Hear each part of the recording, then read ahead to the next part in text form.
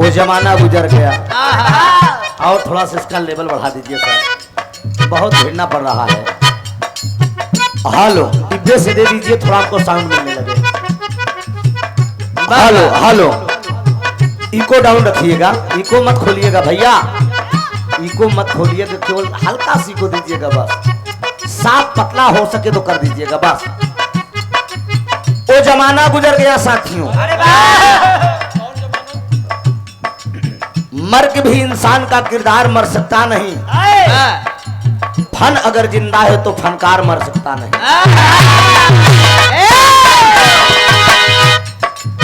अब है आप लोग वंदना और विरहा सुना तरुण सेन का, प्रियंका माधुरी की तरफ से।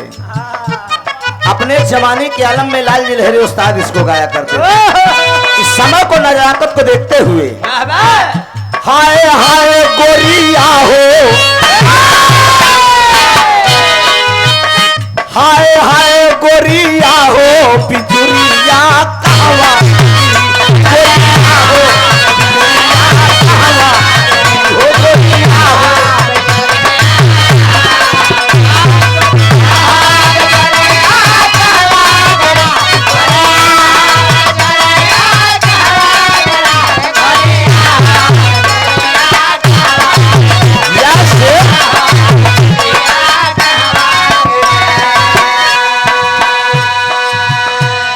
आप बतावा, ई लाइन मिलावा और ऊ लाइन मिलावा, कहाँ गिरी? मनोज प्रसाद गौतम, नेता भगवत प्रसाद, विष्णुपुर से 100 रुपया का पुरस्कार है। बहुत बहुत वंदन है, अभिनंदन है, सब भाई की नमन है, आशीर्वाद की अपेक्षा है। जैसे हर एक बार सेटिंग करके राजा छोड़े रहे वैसे बनाए दे रहो, कोनो दुश्मनी थोड़ी क्यों यार हमार पहाड़। हाँ बढ़िया बजौबते हैं एरिया में, जितना कार्यक्रम गाओ हम तो हैं बड़े बताए दे कि उन्हें कैला, खराब बजौबा तो ना हम ना सीधे मना करे, विष्णुपुर वाला बाजा न करे। राम निहोर यादव आप विष्णु कला से 50 रुपया बाबू की तरफ से। दुर्गा भाई तो हैं मगर, अच्छा दुर्गा माई हैं मगर इनकी शादी किससे हुई है और इनके माता पिता का क्या नाम? 50 रुपया का पुरस्कार बाबूलाल गौतम जी। विधिवत जाने को तो सरो सरगम को बोलावा करा करा, मिर्जापुर वाली के ललाई राम का लाइक टहरत किया है जवान, विधिवत बतावा हो जाए, सब मिल जाए, काहे टेंशन लेता है। दुर्गा का माई है हम बताए थे, तो दुर्गा ही है आज के दिन के।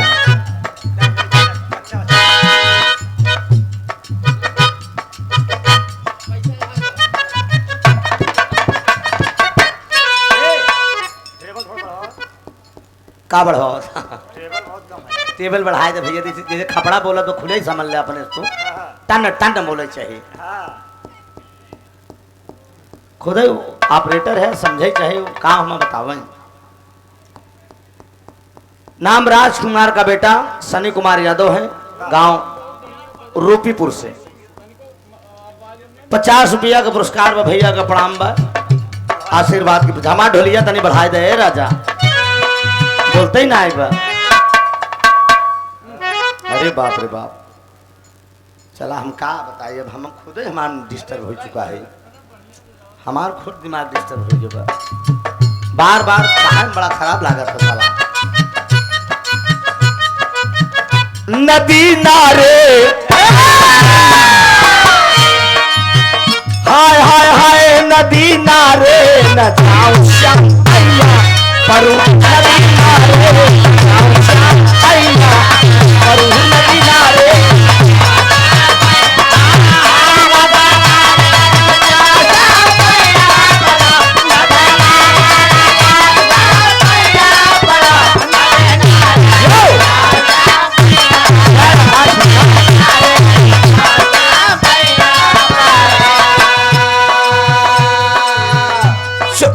लहरी गाया करते थे,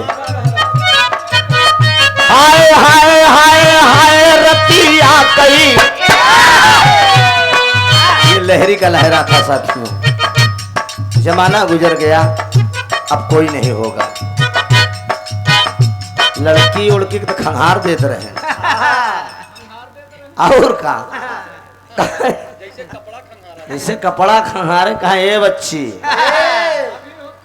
कहे ये भाई कच्ची हो। जमाने की बात है। सीधे बताओ ये भाई भतरासिन बाटू ना।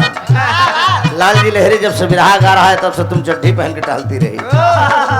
बाड़ी बिस्तुया सेरस नजर्रा है। बनारस बलिया आजमगढ़ छपड़ा भगुआ का कोई कलाकार मेरे आगे टिका नहीं। लहरी के लहरा के आगे भाव है साथियों। गाया करते थे हाय हाय चोरावन के, हाय हाय रतियन के। हमारी हाय हाय में निकला था वर्जनालिटी ये है।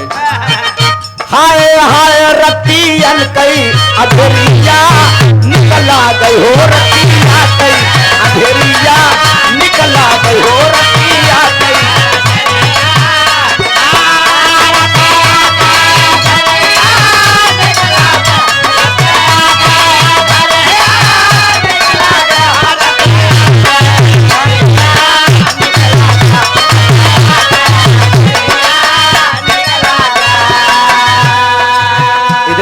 प्यारा का लड़किया बा।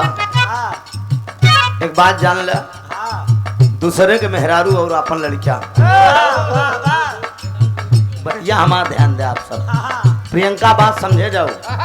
दूसरे के मेहरारू और अपन लड़किया बहुत प्यारा हो। अपन चाहे ऐश्वर्या राय रहा है लेकिन कोनो दूसरा लाली लगा के दिखाई जाए ना। क्या बात है। अच्छा बात सही आएगी नहीं ताली बजे फिर तब समझब हम। क्या कितना लालिक भगत है। हम सोचे हम ही नहीं यार।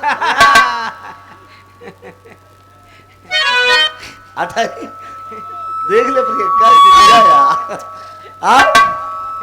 यश कुमार यादव आप विष्णुपुर से भैया के कर कमलों द्वारा 50 रुपया का पुरस्कार बा। अरे हरे हरे बहुत बहुत प्रणाम बा।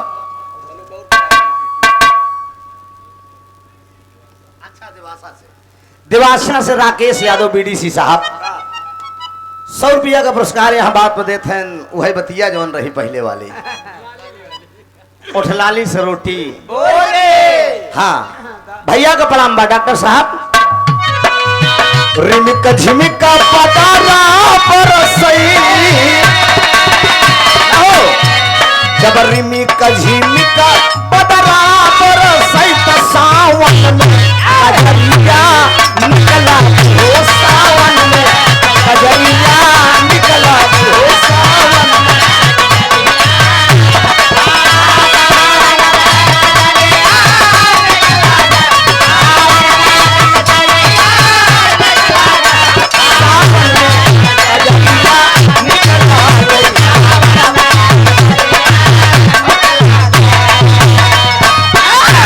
बहुत बड़ा दास्तान है साथी। बिरहा भी गाना है। समय आप लोगों का कीमती है और जान टांगा है। छटपटाया तुम मछली की नहीं ऐसे दिमाग सारा भ्रमण होत रहा था। कार्यक्रम है लेकिन क्या करें चलिए। समय का नजाकत है साथियों। मौसम साथ नहीं दिया। बाकी बाबूजी आपकी व्यवस्था बहुत नंबर 1 है। आपसे कोई शिकायत नहीं है। क्या बात है। व्यवस्था आपने भरपूर किया है। अब मैं ये भी चाह रहा हूँ कि अगर आपकी आत्मा अगर खुश नहीं हुई तो हमारी आत्मा भी तड़पेगी। ये भी बातें हैं तो क्षमा चाहूंगा। तरुणी सेन की कहानी अभी आप लोगों ने प्रियंका जी से सुना। सत्यजीत सूर्य भगवान का भक्त था। इन्होंने बताया तपस्या किया और मणि लिया। मणि के लिए मैंने गाना छोड़ा कि आज कलयुग में वो मणि रानी विक्टोरिया की बेटी एलिजाबेथ के ताज में है। आज भी वो मणि है। ऐसा नहीं है कि नहीं है। मैंने ये कहा कि कोई नेता किसी नेता की हिम्मत नहीं पड़ी, किसी नेता की हिम्मत नहीं पड़ी, किसी भी पार्टी का नेता हो, किसी की साहस नहीं हुई कि राष्ट्र संघ में जो फाइल दबी है उसको खोलवा के उसकी पेशी लड़े और मणि भारत में ले आए ताकि हम लोगों की गरीबी दूर हो। लेकिन कोई माई का लाल भैया बहुत भीड़ के बोले पड़त बा भैया कैसे करे है लगातार गावे के बयान अब रतियों में गावे के आज समझा कैसे होई करे जाऊ। अब तुहन नवाई थोड़ी क्यों तुहन मैं कम गावत है रोजे तो गावत है लेकिन इतना मिलाए कैसे बढ़ाई दे कहां की जरूरत नहीं पड़ा। एक जान ले एक बार केवल इशारा मारी थी बस ध्यान दीजिए या तो हो सके पानी की वजह से हो अलग बात बस सीढ़ियाई के हो हर बाजत रहा जैसे वैसे कही बस कौनो शिकायत नहीं बा। ध्यान दीजिएगा रावण की सारी सेना मारी जा चुकी है, उन्हीं के कुल में विभीषण का बेटा अब सोचा बाप मिला बा राम से, अब बेटवा रावण की बात मानत बा, रावण की बात मान के तरुणी सेन रामादल पे चढ़ाई गया राम को मारे प्लान करे, लेकिन एका कहां भूल गया विभीषण के पास अगर एक बेटा था तो विभीषण के पास एक बेटी भी थी।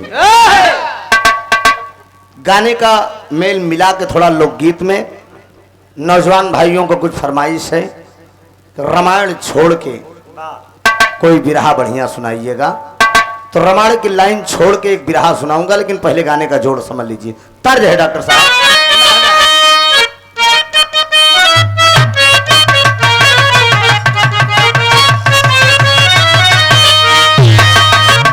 यह तरस के लाइन बा हाय हाय हाय हाय हाय अरे नई झुलनी के छैया हाय हाय अरे नई झुलनी के छैया पलम दोपहरिया बिताया हो।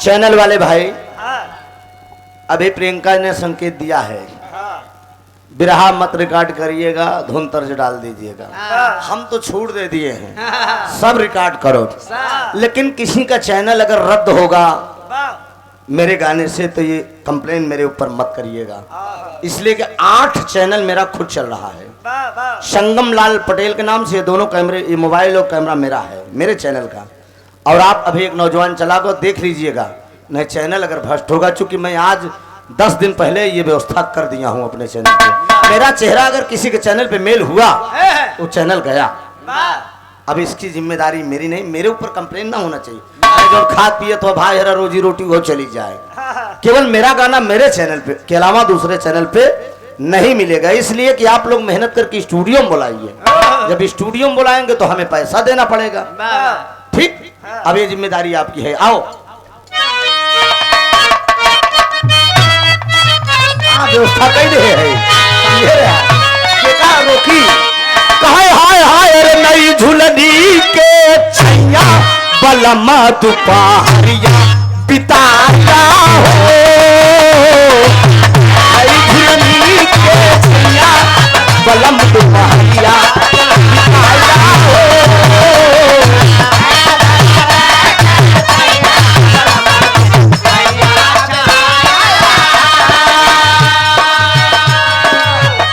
सेना मारी जा चुकी है, रावण अकेले बचा है, सुबह राम लड़ने के लिए रावण से आएंगे, राम मन में विचार कर क्या रहा है हाय हाय रावण मन में किया है गुणनवा, रावण मन में किया है गुणनवा फैले अद्भुत रचनवा, रावण मन में किया है गुणनवा फैले अद्भुत रचनवा।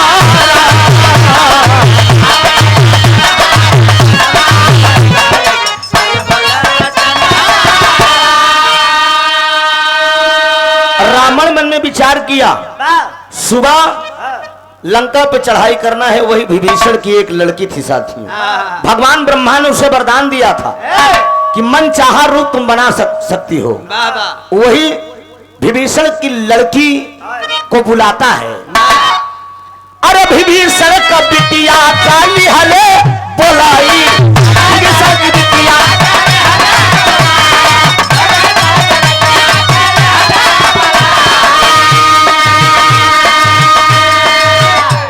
अरे राम दल में चली जाके खलबली मचाई, राम दल में जाके अब खलबली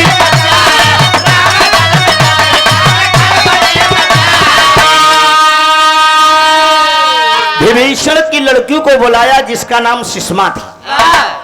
सुषमा को बुलाया और बुलाने के बाद रावण कहने लगा कि तुम एक काम करो, भगवान ब्रह्मा ने तुझे वरदान दिया है, तुम सीता का रूप बना के नदी में मुर्दा लाश की तरह बहती जाओ, और जब लाश की तरह बहती जाओगी तो रामादल में जब पहुंचोगी सीता के रूप में एक लाश की तरह, तो सब सोचेंगे कि मतलब रावण ने मार के फेंक दिया सीता को, अब लड़ाई बेकार करना है, राम वापस चले जाएंगे अयोध्या और मेरी विजय हासिल हो जाएगी। बहन वाह क्या बात है।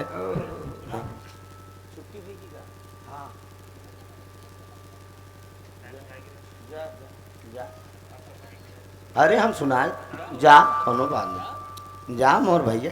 अरे हम तो चाहते जब कमेटी वाले छोड़ा था तो हमें कौन दिक्कत बा, हम गाय जितेंगे, जा बेटे जा, कोनो दिक्कत ना है भैया। कार्यक्रम दूर है इन लोगों का और अपना टाइम से यहाँ भी गए थे। सबसे बधाई के पात्र हैं वो कार्यक्रम आयोजक साहब जो कि छुट्टी दे दिए। चिंता न करिए, आप लोग बैठे रहिएगा, हम हैं, हम आपको एक बिरहा बढ़िया सुना के जाएंगे, चाहे 1.5-2 घंटा लगे, चाहे 2 घंटा हम गा किल्ले गावे मरी, लेकिन हम गा के जाएंगे। रात में कार्यक्रम मेरा भी है, इनके गुरु आ रहे हैं बक्सर ओम प्रकाश जी, यही हेतापट्टी के पास, हम भी जाएंगे, लेकिन 2 घंटा गा के तब जाएंगे आप लोगों के बीच में सेवा करके। अठई यादव जी की तरफ से 51 रुपए का पुरस्कार, बहुत बहुत प्रणाम है। बाल गोपाल मित्र मंडली आनापुर बिर्रा डुहिया, अध्यक्ष गणेश यादव 101 रुपया, डॉक्टर कमलेश यादव 101 रुपया। बहुत बहुत प्रणाम हो, भैया का नमन है, आशीर्वाद की परीक्षा है। सुषमा जिसका नाम था, भगवान राम के दल में जाओ तुम, मुर्दा लाश की तरह बहती हुई गई दोस्त। आज जब लाश की तरह बहती हुई गई वो, तो हुआ क्या, रामादल में पहुंची, भगवान राम बजरंगी से बोले कि जाकर देखो ये लाश कैसी आ रही है।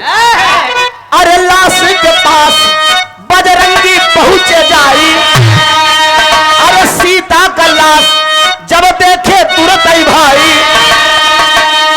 सोचे लगे जग के विधनवा, सोचे लगे जग के विधनवा, भई एक अद्भुत रचनवा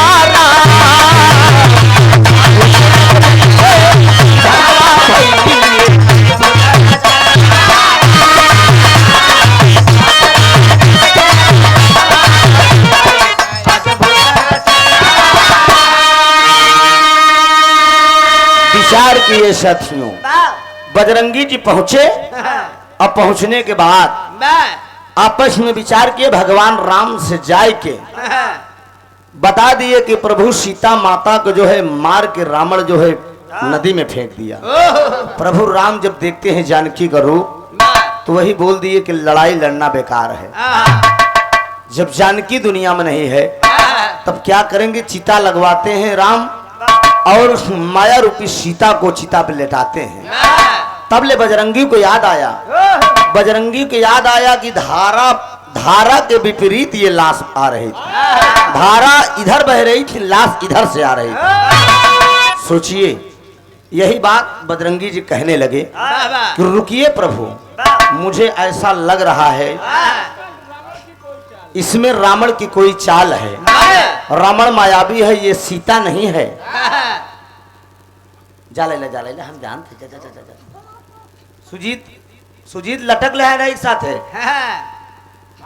इनका जाओ ए सूरज दौड़ के जा लल भैया जौन कुछ बात जा जाओ ब्लॉक है तो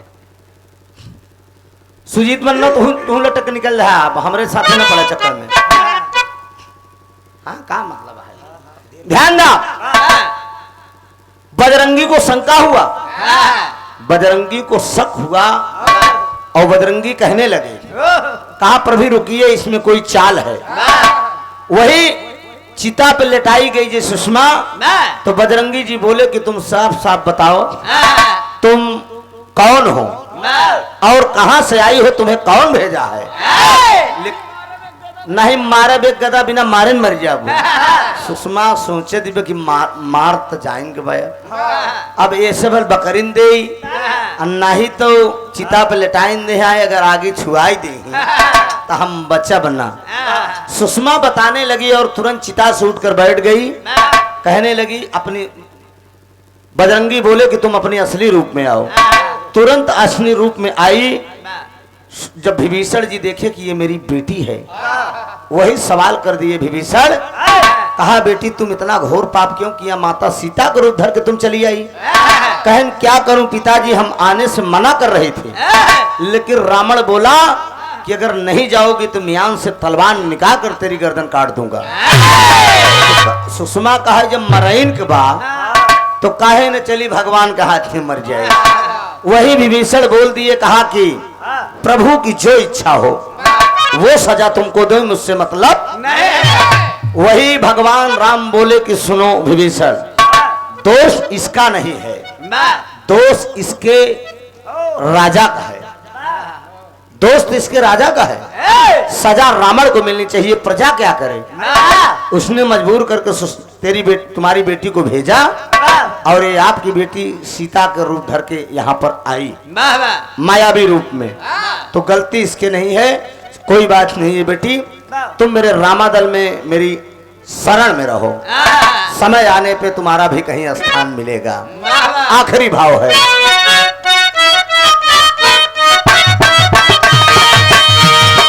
हुल्लुर दादा तज के गईले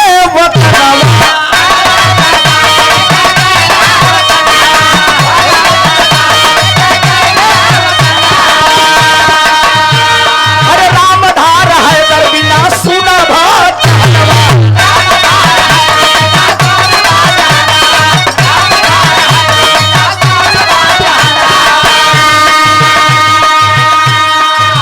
आदरणीय मोतीलाल यादव सपा नेता ग्राम रूपीपुर के नाती राजू यादव खोवा वाले ग्राम अब्दालपुर सराव प्रयागराज एक गाना गाने का निवेदन कौन सा समाजवादी कौन है ये दिए आप सभा गीत हो जाएगा बैठे रहिएगा 100 रुपया का पुरस्कार भैया को बहुत बहुत प्रणाम अरे त्रिभुवन सुनावे तरनवा भइले अद्भुत रचनावा सुनावे तरनवा भइले अद्भुत रचनावा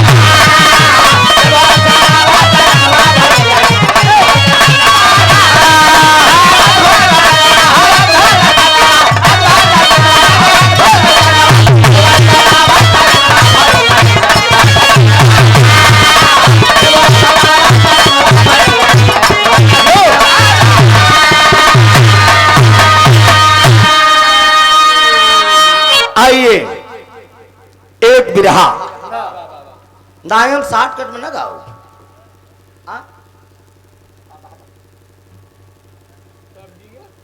हाँ तरजिया गाई जैसे रिकॉर्ड कर ले हाँ मैं अपने चैप्टर पे आ रहा हूँ तरजिया चैनल वाले का अच्छा लगा था कमा नोट अब चैनल वाले इतना होशियार वो 100 200 500 देवो नहीं करते कमा 50-50 हजार रुपया आवत महीना बढ़िया मौज करत है यही बड़े विराह में व्यवस्था कह दी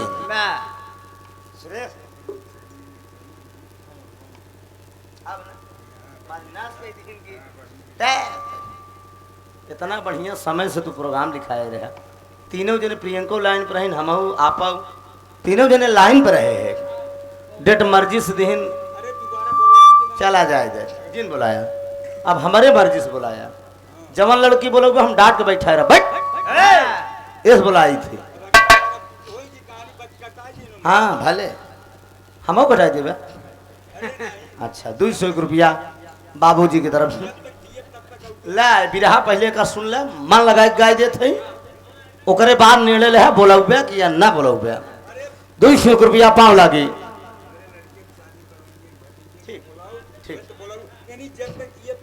बारे बाबूजी क्या बात है एकदम ताली बजाए तो भैया आ रहा है। ठीक भाई बहुत बहुत धन्यवाद। मेहनत करे चूके ना चाहिए लड़की है ये अंगरा घंगरा दिखाई नहीं हर बार करी ना करी ये यही बड़े चपोड़ के बैठबे के रहती। हाँ हराम खोर है नाश कर दी। आवा आइए बिरहा पर आप लोगों को ध्यान ले सुना। रामायण महाभारत दादा बहुत सुने यहाँ एक बिरहा सुन ले हम कुछ नौजवानों बैठा है ना लेडीज गायिका जरूर चली गई लेकिन कम आनंद हमा नहीं आई। बिरहा हमार दावा बा बिरहा हम गावत जात जना एकदम साक्षात वीडियो देखा था ऐसे फिल्मांकन चली देखा एक बुढ़वा का कैसे घोटाला भा। देखिए बहुत मार्मिक कहानी बिरहा हास रस से श्रृंगार रस लेते हुए करोड़ रस का बैराग की तरफ बिरहा जाएगा।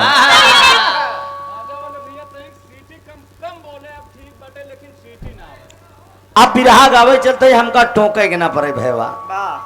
हाँ ये जान लीजिए और बस एमे बोले के ना पड़े। बाजा आपको बहुत बढ़िया बा पता न का जानी कैसे कम बोली चल जाए लेकिन बढ़िया बोले भैया बस और कोनो बात नहीं बा।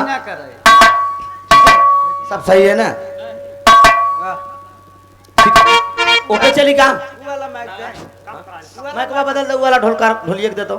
अब हेलो हेलो हेलो हेलो इहिम बिचवा सुना पहले इहिम बिचवा में जोन गावत रहा इहिम रसा कैच कैले पूरा बिरहवा जिंदा नहीं चैनलवा चला जाए बिचवा में कहूँ कहूँ डाल देबे तो ना सही रही अब पूरी स्टोरी उठा के डालबे तो धड़ाम भी ना जाई।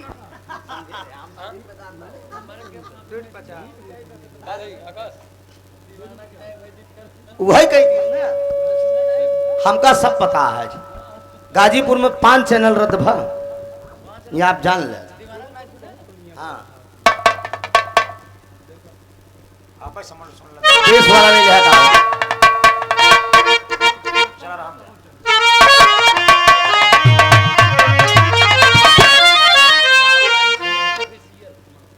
दाऊराज म्यूजिक ऑफिशियल आदमी सुरेश यादव जी ये हमारे बिरहा से हमारा अंदाजा है कम से कम 5 लाख से कम रकमान खाली एक झगड़ा कम से कम हमार और दादा राम कैलाश का नाती प्रेमचंद यादव की ही कहा रहन कहा परानीपुर में ना वो इतना दोनों जने लड़के झगड़ के गाय दिन नौजवान उठा के चले बेटा 5 लाख से कम नहीं आदमी कमाया और थमावत कितना है 50 रुपया। देखा 4 एजेंसी ले ले समझा चला भाई भगवान करे तरक्की करत जा। आइए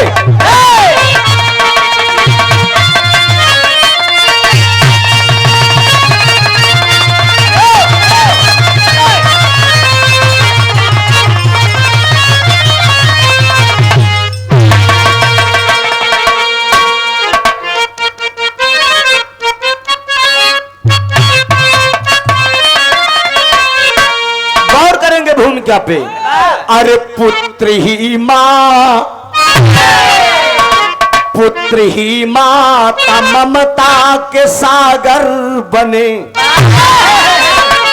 माँ के आंचल में बेटे का संसार है माता के दूध की कीमत अनमोल है कर सके क्या अदा कोई बेकार है पुत्र का भी है कर्तव्य अरे माँ के लिए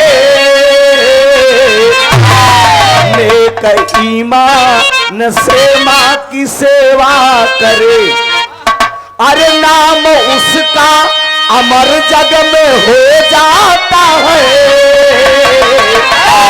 हर ईमान के खातिर जो नर मरे,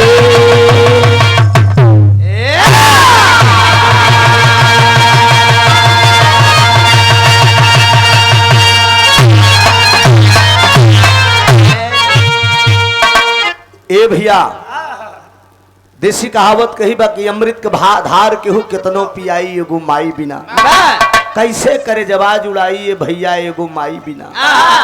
माँ तो माँ होती हैं। एक लाइन कव्वाली का भाव दिया गया है डॉक्टर साहब।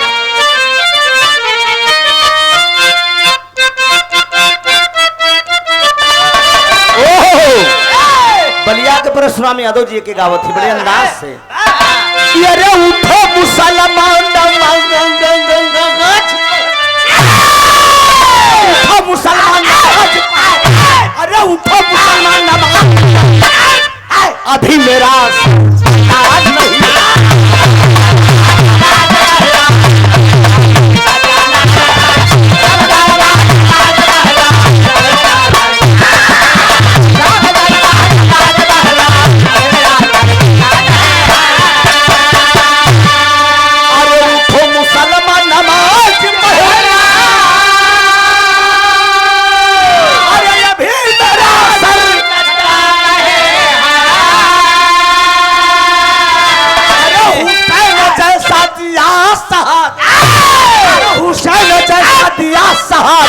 वैसा कोई दिया नहीं।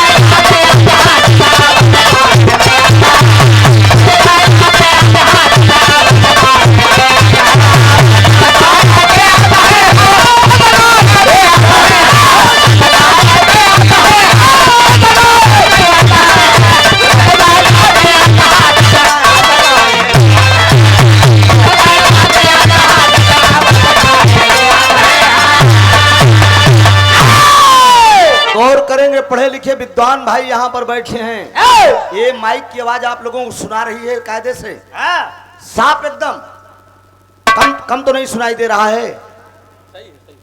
साफ सुनाता ना आप लोगों का? यहाँ तो बिल्कुल नहीं सुनात बा, यहाँ तो अजीब सा लग रहा है। रिटर्निंग आपकी कमजोर है। रिटर्निंग समझ रहे हैं? गायक जो गाए उसकी आवाज एकदम क्लियर लौट के आए पास में, उसी को रिटर्निंग कहते हैं। तब तो अच्छा लगता नहीं, बहुत मेहनत लगती है यार। समझ रहे हैं? ये व्यवस्था हो तो कर दीजिए। अरे सोने का यह देश हमारा, अरे सोने का यह देश हमारा, ऐसा कोई देश नहीं है। अरे रामायण और गीता सरीखा, इससे बड़ा उपदेश नहीं। ये भैया सोने का यह देश हमारा, ऐसा कोई देश नहीं है। रामायण और गीता सरीखा, इससे बड़ा कोई उपदेश नहीं है। कहानी कब की कहा है? पंजाब प्रांत के अंदर एक छोटी सी नगरी है, जो नगरी का नाम बताया गया चालकोटी। चालकोटी नगरी के अंदर एक क्षत्रिय कुल के राजा थे जिनका नाम था शंखपति। राजा शंखपति के पास एक बीबी थी जिसका नाम अंबादेवी था, और दोनों प्राणी के बीच में फिर लड़कियां रहन जेकर नाम रहन पूरणमल। इसी पूरणमल की गाथा है आप लोगों के बीच में। बगल के नगर भूपत नगर है, वहां के भी एक राजा थे जिनका नाम था फूलचंद। उनके पास एक लड़की रही जेकर नाम रहन फुलंदा। जमानी के दहलीम में फुलंदा आई। राजा साहब सोचन कहने कर बियाह कह दे नहीं कोनो चढ़ाई कह दे तो मामला गड़बड़ाई जाएगी। पहले राजा महाराजा के जमाने में जांघी के जोरे पे मेहरारू आवत रहे, जेकरे जांघ में जोर रहा है ओकरे मेहरारू ओकर। अब का होता? अब तो जकरे मोबाइल में ज्यादा रिचार्ज और ज्यादा नेट रहा है, ये फेसबुक पे तमाम काम हो जाता, व्हाट्सएप पे काम हो, कमेंट हुआ हाय हाय हाय हाय, क्या कॉल करूं? करो, खाली इतना जवाब आया, उसके बाद वीडियो कॉल हुआ, उसके बाद बात शुरू हो गई। राजा विचार करे, राजा फूलचंद विचार कर रहे हैं बेटी की शादी कर दूं। तमाम राजा के पास पत्र भेज दिए। एक पत्र राजा शंखपति के पास आया, विचार करे लागे, जा भैया निकल जा निकल जा, बड़े आराम से। बाथरूम अच्छा पीछे यार नहीं लगाता, ये तो बहुत खराब लगा जब उठा कर चला सोचिए विचार करके राजा सिंहपति जब धनुष बाण उठाए फुलंदा के बिया है जाते हैं पीही रानी अंबा देवी मिल गए नो कहन कस कहाँ जाते हैं कहन बोला जी हम दूसर बियाह करे जाते हैं वही समझावत क्या है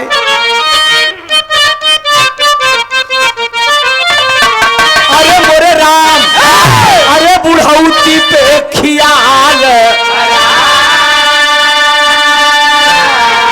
अरे तपावर प्राणपति जी लागल बुढ़ौती पे खियाल कर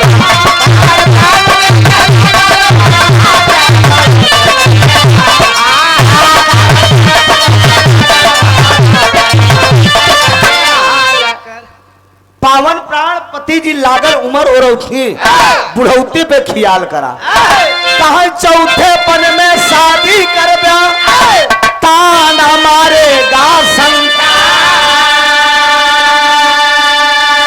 अरे पूजा भजन के उमर सजना बेटवा पूर्ण मल बड़वान शंखपति जी क्रोधित होई के अरे अम्बा देवी को दिया फटकार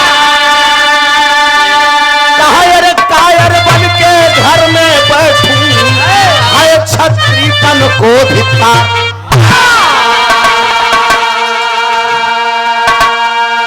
रानी अम्बा देवी रोक रही है लेकिन राजा शंखपति नहीं मान रहे दो धनुष बाण उठाए और स्वयंवर में आ गए एक ऊपर चक्र है चक्र के अंदर एक मछली है नीचे कड़ाही में कड़ू का तेल खौल रहा है देखे के बाद नीचे निशाना ले के बाद ऊपर मछली के बाई आंख में जोन राजा निशाना लगाई दे वही के साथे बिया रानी राजकुमारी फुलंदा इसे गुलाबा में हाथ डाए हाँ आज मऊप्या ऐसे गुलाबा में हाथ डाए एकदम अंगड़ी ऐसे करे एकदम तड़तड़ात एकदम खड़ी है तमाम अजोरिया की नहीं एक खड़ी बा और तमाम लौंडा एकदम मुस्टन बाडी बनाई बढ़िया बढ़िया बाडी बनाए के बैठे रहे कहन यार राजकुमारी बड़ी जोरदार बा लेकिन धनुष मार ले ठाकुर श्याम सिंह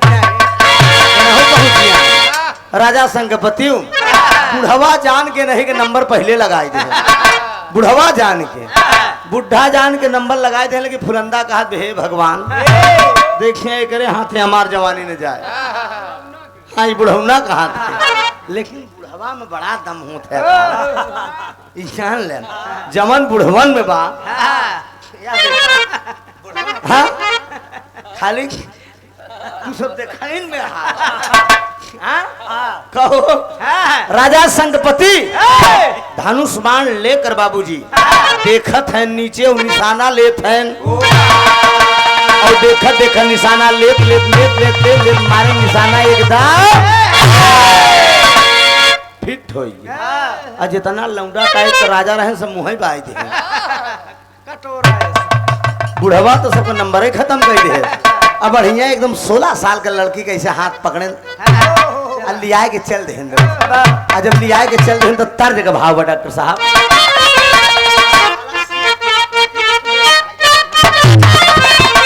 कहना है दोस्त कहा तनी भारत के जनवा हो सजनवा हमार बड़ा लहरी लेकिन राजा शंखपति फुलंदा के जौन प्यार जागत बदो कि चौथे पन में जाग हो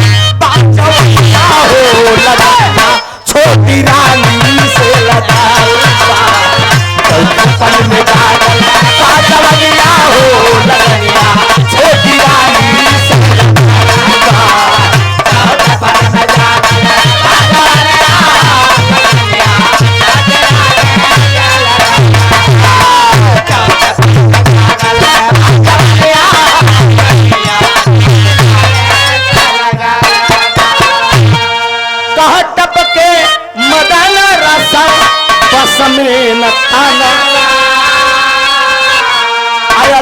जवानी रानी मागरती दनवा राजा शंखपति से रानी फुलंदा का मन नहीं भर रहा है जरा विचार करें 16 साल का नई नवेली लड़की कहाँ 84 साल के बुढ़वा, क्या करूं राम मुझे बुढ़ा मिल गया ना। सजिया पनैना 4 हो लेकिन मन ना भरत बदो, एकदम अनबैलेंस मामला हो गया। एक दिन राजा सिंहपति घर पे नहीं है, अलग से महल बनवा दिए, एक नौकरानी रख दिए जिसका नाम बादी है, और बीही के लगे ना रहा थे, अलग से राहत अंटा पे बैठी व राजा सिंहपति कहीं घूमने गए हैं। बगल में बादी नौकरानी खड़ी है, हल्की हल्की रिमझिम फुहार पड़ता है। अब जब रिमझिम फुहार ओकरे बदन पे पड़ी ना, बाबूजी ओकर मना इसे गुदगुदाई। एक नौजवान घोड़े से सवार से गुजर के दोस्त, और जब देखे फुलंदा तो कहे बारे दुनिया का मालिक, यही नौजवान मेरे काबिल है, कहाँ से बुढ़वा ठेल पाएंगे। बुलाए बादी नौकरानी के, बादी इधर आओ, ये नौजवान कौन है। बादी नौकरानी कहे राजा साहब के जो बीही औरत है उन्हीं के बेटवा ई पूरन माला।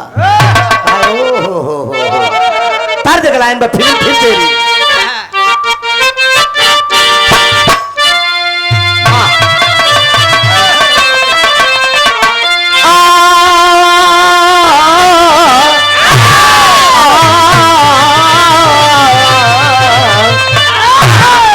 अरे दिल देता है, अरे दिल देता है, रो रो दुहाई किसी से कोई प्यार ना करे। ये बात ध्यान दे, एक बढ़िया सुना, एकर रोगी न बना वो सब बन जाए, एकर जे बना बा उपभुक्त भोगी बा। कहना है दोस्त, अरे दिल से माना है, अरे दिल से माना है, बेटवा चाहे भाई मिला दिल से माना है, बेटवा चाहे भाई मिला बेटवा चाहे भाई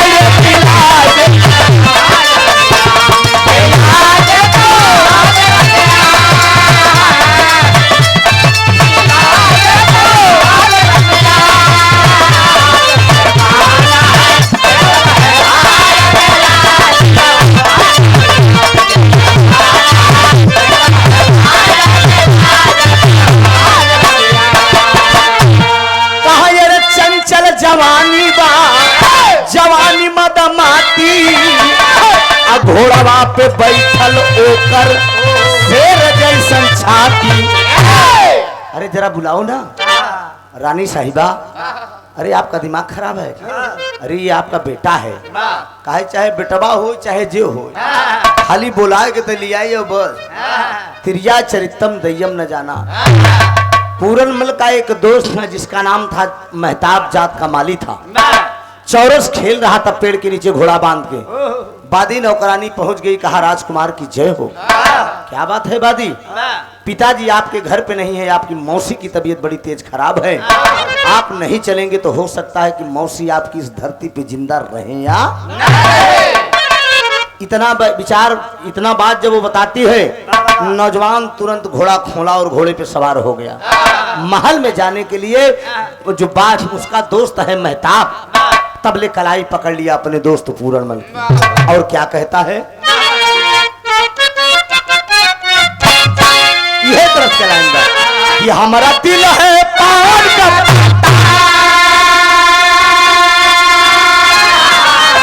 हमारा दिल है पान का, अरे गोरी इस पे लगा दे चूना कट्टा, अरे जरा खाई भी मीठा पान गोरिया। लेकिन बाबूजी वो मेहताब क्या कह रहा है कि मेरी बात मान लो भैया, कि मेरी बात मान लो भैया, अरे नहीं बीमार महल में मैया, अरे नहीं बिचवई महोई मजधार रहिया। सोचिए, मेरी बात मान लो भैया, नहीं बीमार महल में मैया, नहीं बिचवई महोई मजधार रहिया। अरे माँ बीमार नहीं है भैया, मेरी बाएं आंख फड़क रही है, ऐसा लग रहा है कि मुझे होनी और अनहोनी लग रही है। कर वो कहता है जैसे घर में मोरी मैया, जैसे घर में मोरी मैया वैसे मौसी भी मोरी मैया।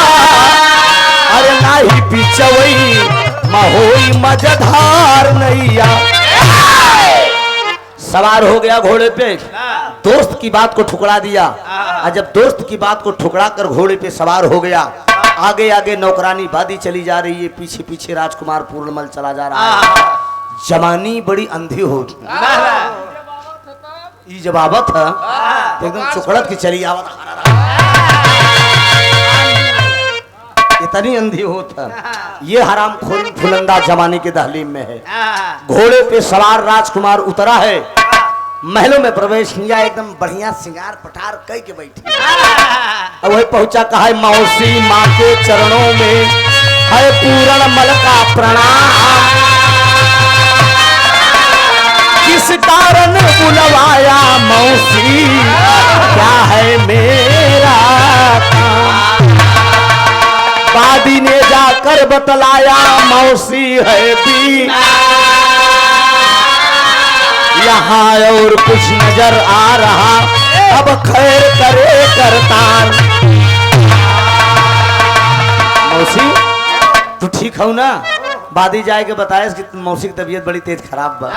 कहा हाँ हाँ पूरण हम एकदम ठीक है, एकदम बढ़िया है। बैठ जा बैठ जा बैठ जा, हमरे पहले बैठ जा। बैठा ले, कहा हे पूरण काहे तुमको रुका, काहे तुमके मौसी कहा था? अरे मौसी ने कही तो कहा कही, कहा था ना अरे तोहर नाम लइके, अरे तोहर नाम लइके नाम लइके नाम लइके, अरे तोहर नाम लइके छोड़ा है जमाना, तोहर नाम लइके छोड़ा है जमाना, तोहर नाम लइके छोड़ा है जमाना। कहा नहीं जाए मोखे, कहा नहीं जाए मोखे, सखियों का ताना, तोहर नाम लइके छोड़ा है जमाना, तोहर नाम लइके छोड़ा है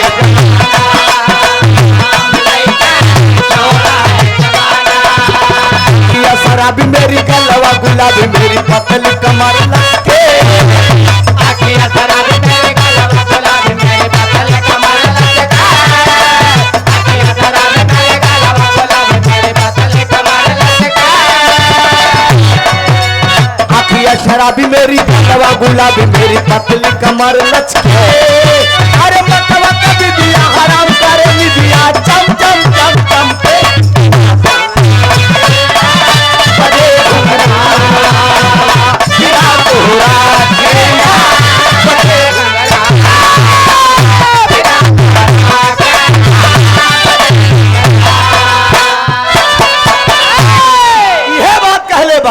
अरे दिल है दीवाना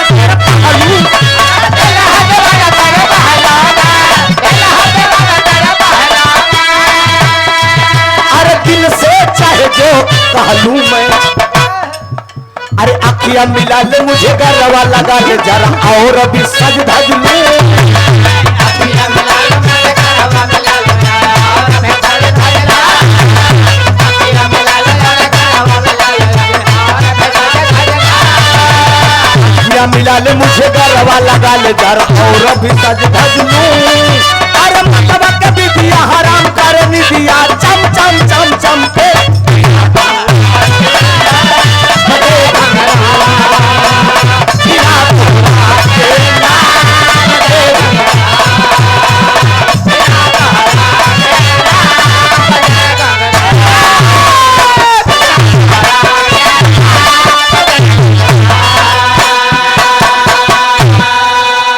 पकड़ लिया राजकुमार पूरणमल को, कहा तेरे पिताजी बुढ़े हो चुके हैं, वो मेरे योग्य नहीं है, तुम मेरे योग हो, मेरी जवानी को ठुकरा कर मत जाओ। उठाए के पलंगिया पे पटक के गलवा से गलवा दलर दे, जब गलवा से गलवा दलर दे तो झटक के खड़ा हो गया।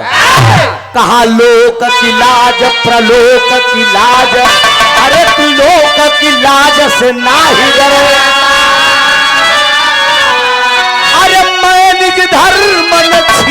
कराऊं, चाहे कोटि सहस प्रजनन करे तू। हरामखोरिन, बीमारी का बहाना करके तुम यहाँ तक मुझे बुलाई हो। मेरे पिताजी जीत कर लाए हैं स्वयंवर से, तो तू मेरी माँ हुई। तेरे ऊपर भूत चढ़ा है इश्क का, जवानी में आ गई हो, माँ बेटे का रिश्ता तुम भूल गई हो। मैं तेरा बेटा हूँ। कहा अगर बात ना मानो पूरा पड़े तुम्हें पछताना। अरे क्रिया चरित सुनो पूरे अभी तुमने नहीं है जाना हो। अरे राम बुढ़ौती पे खियाल, अरे मान ला बात पिया से जी पे चला फिर पूरा बहन समय बा मान जा। अरे ठुकरा के मेरे प्यार को, अरे ठुकरा के मेरे प्यार को तुमने बुरा किया। ठुकरा के मेरे प्यार को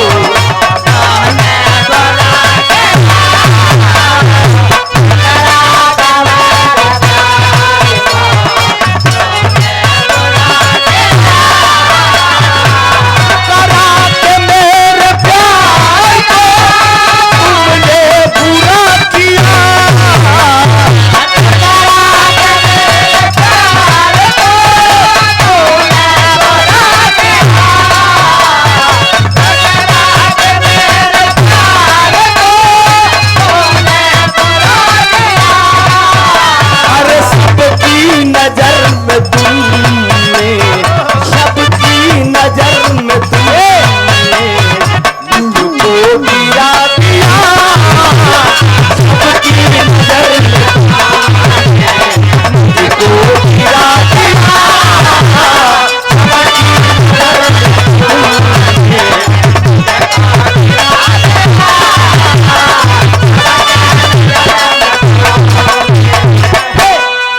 ठुकरा के मेरे प्यार को तुमने बुरा किया, सबकी नजर में तुमने मुझको गिरा दिया।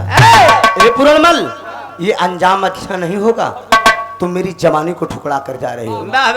तुम मेरी जवानी को ठुकरा के जा रहे हो। याद रखना इतना कि क्रिया चरित्र के चक्कर में अभी पड़े नहीं हूं। अरे तेरे पिताजी बुढ़े हो चुके हैं, वो मेरे काबिल नहीं है। उनके साथ जब पलंग पे जाती हूँ तो ऐसा मालूम चलता है कि ये टेम्पो के साथ कहाँ आ गई। साला किसी गड्ढे में कूद गया। रुई के फाहा खड़ंजा और आरसीसी का फर्क है ना। का हो कलन उनका जब ये सब पकड़ती हूँ तो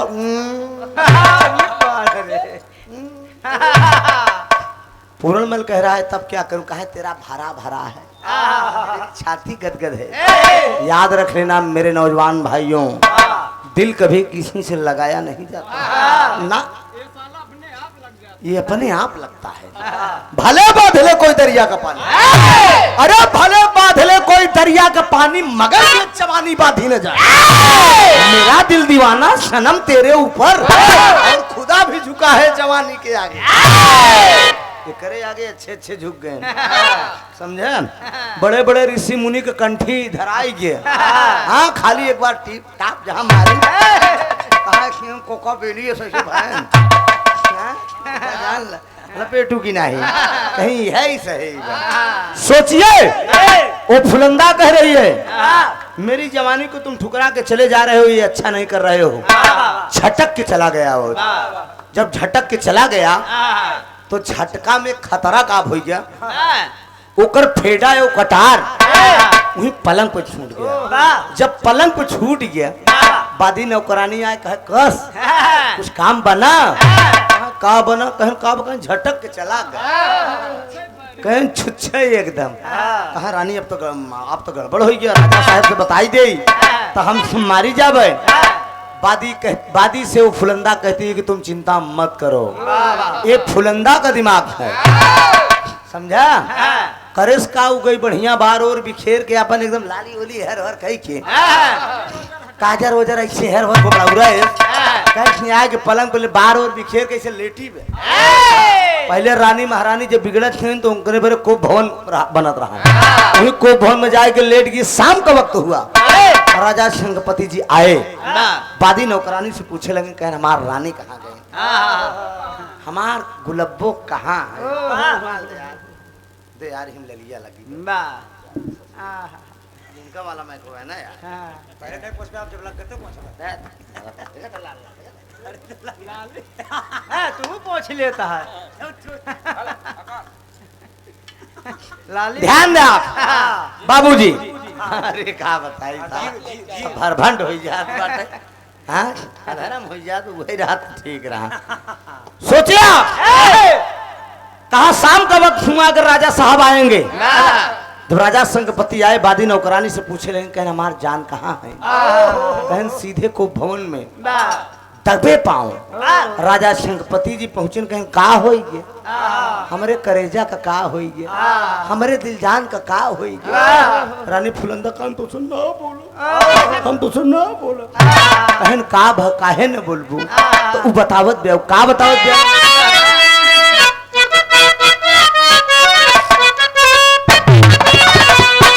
यह कहा था कि अरे राजा साहब तोहरे बेटा उना के अरे राजा साहब तोहरे बेटा उना के अरे बिगड़ल चलनिया हमारा के माग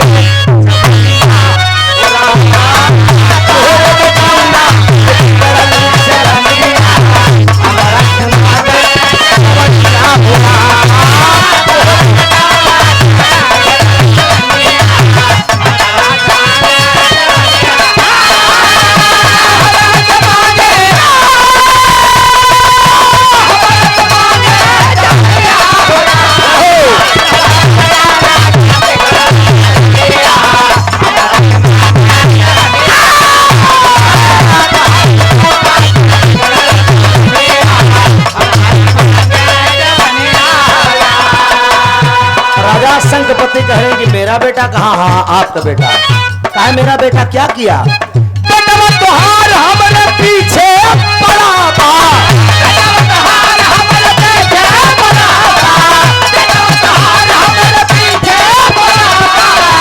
अरे पढ़ के दीवार हमारे पीछे खड़ा हो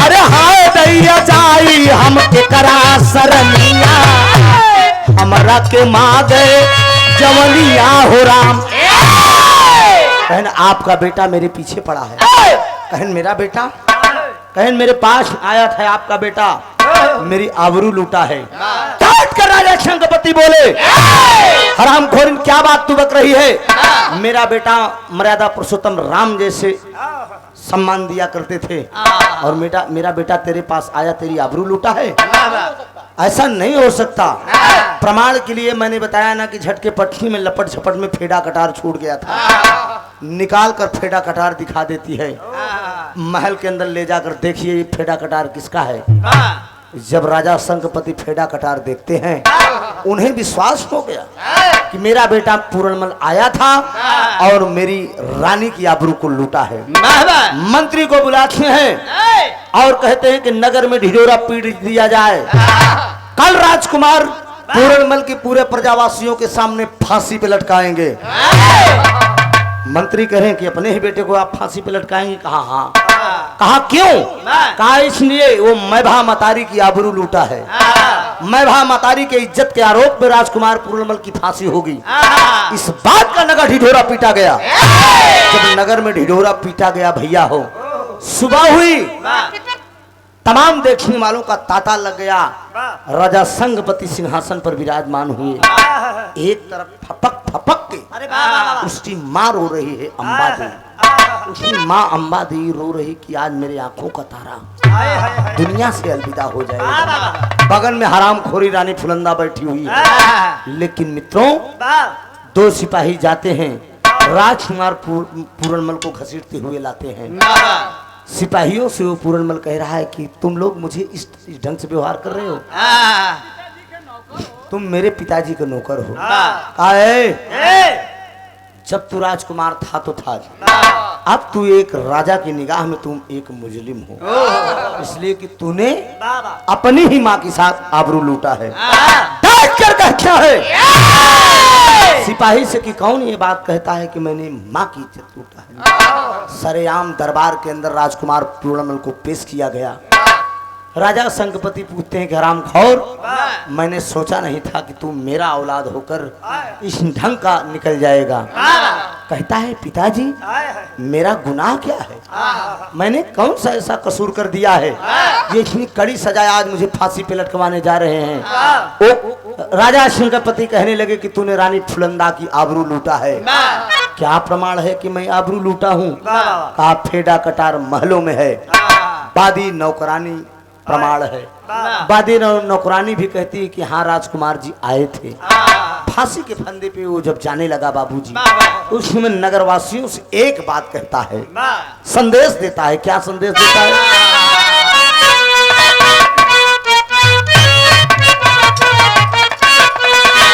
यह दक्षिणाइन बा लोकुश चरित्र में आप लोग सुने हो उस्ताद के मुँह से कि तोहरे माता, अरे तोहरे माता पिता के धन्यवाद हो कि तोहरे जन्म से तरल सारा परिवार हो। अरे जे करी को किया मैं लिहाया वो,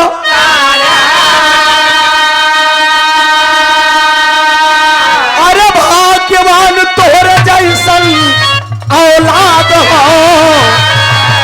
तोहरे माता पिता के धन्यवाद हो।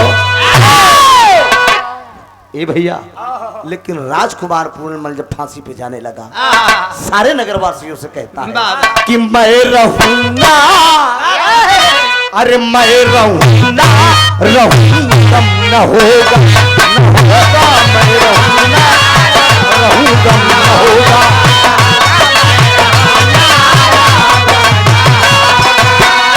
नाम मरने पे मेरा कम न होगा, नाम मरने पे मेरा कम न होगा। मैं रहूंगा, रहूंगा न होगा, मैं रहूंगा, रहूंगा न होगा।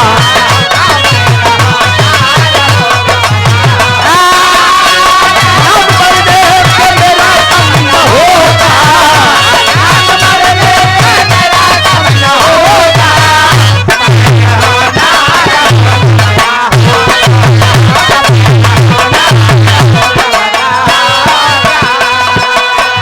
सबका प्रणाम करे, सबका प्रणाम करे पूर्ण ललनावा, सबका प्रणाम करे पूर्ण ललनावा।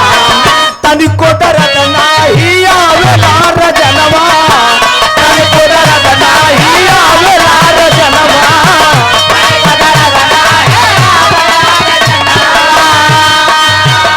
नाम दुनिया से कभी कम न होगा, नाम दुनिया से कभी कम न होगा। मैं रहूंगा, रहूंगा होगा, मैं रहूंगा।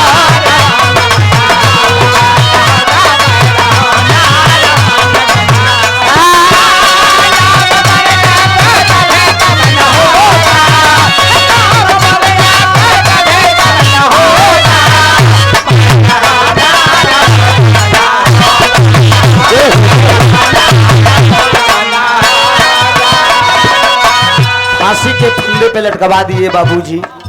हाथ भर की जीभ निकल आई, दया नहीं आई। अंबा देवी रो रही है अपने आंखों का तारा खोकर। राजा संगपति को दया नहीं आई, उसकी दोनों आंख निकलवा कर दे दिए उस हरामखोरी फुलंदा को।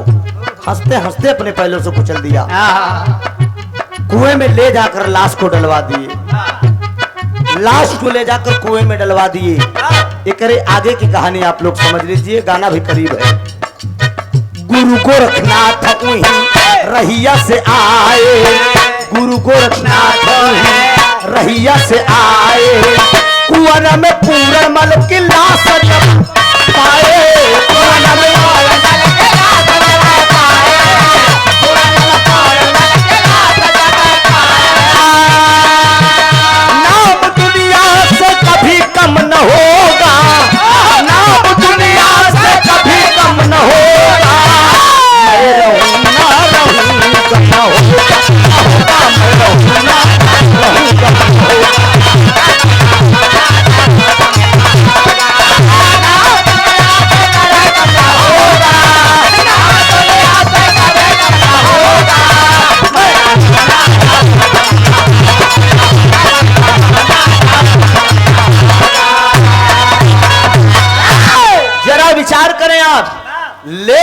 उसकी लाश कुएं में डलवा दिए। हाथ भर की जीभ निकल आई बाबूजी, ये बतिया ही छोड़ दा।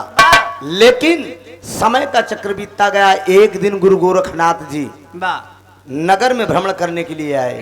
जब नगर में भ्रमण करने के लिए गुरु गोरखनाथ जी आए, राजा शंखपति रानी अंबादेवी के बीच में कोई संतान नहीं हो रहे थे। राजा शंखपति और रानी अंबादेवी को गुरु गोरखनाथ जी अपने मंत्र द्वारा इस बालक को दिए थे।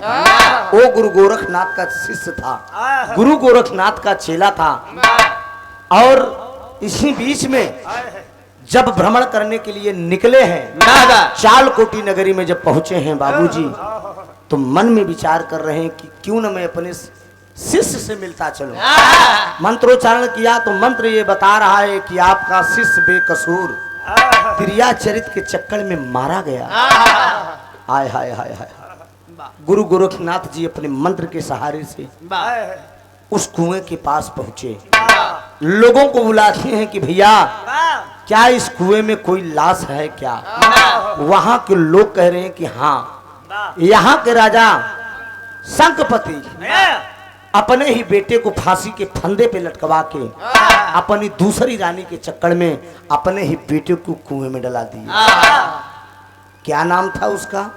गुरु गोरखनाथ पूछ रहे हैं। लोग बता रहे हैं कि उसका नाम पूरणमल था। गुरु गोरखनाथ लोगों से कहते हैं क्या उस लाश को आप लोग निकाल सकते हैं? टाइट कर लोग कहते हैं अरे साधु क्या ढोंग किया है? लाश के अंदर बदबू आ गई होगी, सड़ गई होगी, निकलवा के तू क्या करेगा?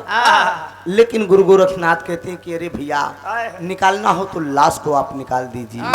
आखिर में कुछ समझदार लोग थे, वो कहते हैं कि आखिर में साधु लाश निकालने की बात कर रहा है, लाश को निकाल दिया जाए। लोगों की मदद से लाश निकाली गई। जब लाश निकाली गई भैया, तो लाश के बगल में बैठकर गुरु गोरखनाथ मंत्रोच्चारण करने लगे। जब मंत्रोच्चारण करने लगे, घंटा डेढ़ घंटा बीत गया। लोग कहते हैं कि ये साधु ढोंग किया है, ये साधु ढोंग किया है। कहीं मरी हुई लाश जो है जिंदा होती है। बार गुरु गोरखनाथ किसी की बात नहीं सुनते रहे, घंटों मंत्रोच्चारण करते रहे। जब 2 घंटा बीत गया, लोग कहते हैं कि ऐ साधु तूने क्या ढोंग रच दिया है? इतने में बार गुरु गोरखनाथ तमा के गुस्से में उठते हैं। उठने के बाद मंत्रोच्चारण करके गंगा जल छिड़कते हैं। छिड़कने के बाद खींचकर एक चाटा मारते हैं। एक चाटा मारने के बाद लाश को पकड़ के बड़ी तेज से झकझोरते हैं।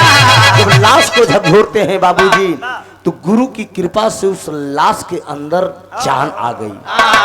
वो बालक दूसरे जन्म में वो जिंदा हो गया। जब जिंदा हुआ उठा, तो गुरु गोरखनाथ इशारा करते कि बेटा देख मेरी तरफ, मैं कौन हूँ, पहचान जरा। तो कहा देख तेरे संसार की हालत, देख तेरे संसार की हालत, क्या हो गई भगवान, तना बदल गया इंसान, तना बदल गया इंसान, तना बदल गया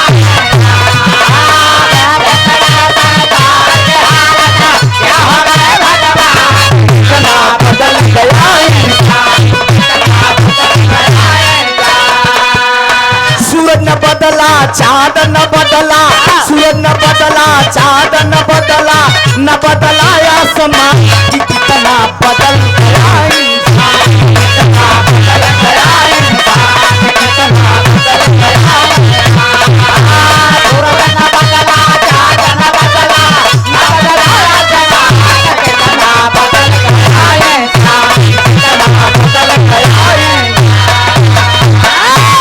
गुरु गोरखनाथ कहते हैं कि बेटा तू दूसरे जन्म में मैंने तुझे जिंदा कर दिया, जाकर तेरी माँ तेरा इंतजार करती होगी, तेरा बेटा तेरा पिता इंतजार करता होगा। लेकिन वो पूरणमल कहता है कि नहीं गुरुजी, गुरु गोविंदो खड़े काके लागों पाए, बलिहारी गुरु आपकी गोविंदियो बताए। गुरु से बढ़िया मेरा इस धरती पे कोई नहीं है, ना मेरे लिए माँ और ना ही मेरे लिए पिता, ना ही मेरे लिए कुटुंब परिवार। मैं अगर अपने पिता का बेटा ही होता तो आज वो राजा मुझे फांसी के फंदे पे न लटकवा। मैं पुनः दूसरा जन्म पाया हूँ गुरुजी, मैं आपके शरण में चलूंगा। बारे गुरु गोरखनाथ उस लड़के को लिवा कर जाते हैं अपने डेरा में। डेरा में ले जाने के बाद उसको जोग रमा देते हैं। एक साधु का भेष धारण कर लिया, श्रृंगी उठाकर गुदरी लेकर लोगों के बीच में श्रृंगी बजाते हुए भजन को गाते हुए लोगों के सामने जो है भिक्षा मांग रहा है, वो गुदरी मांग रहा है। मांगते मांगते मांगते मांगते काफी समय निकल गया।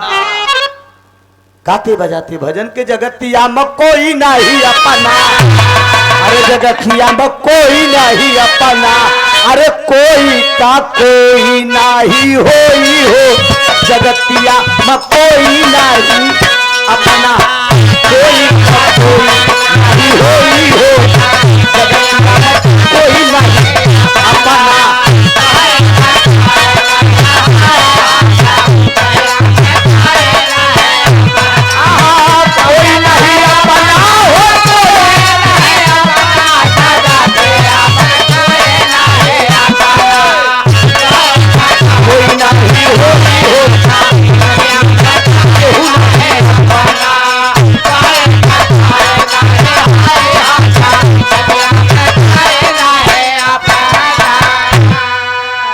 दुल्हन चलत की दई है रोई हो, जगतिया में कोई नहीं अपन। संसार में किसी का कोई नहीं है भाई, अरे कोई अपना कहाने वाला नहीं, कोई अपना कहाने वाला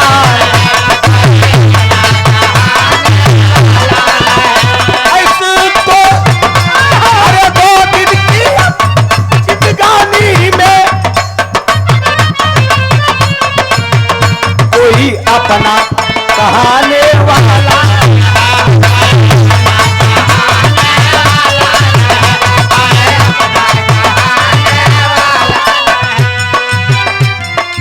की जिंदगी में, ये माया की नगरी है, 2 दिन की जिंदगी में कोई अपना कहाने वाला नहीं, पूरा संसार ये मतलबी है।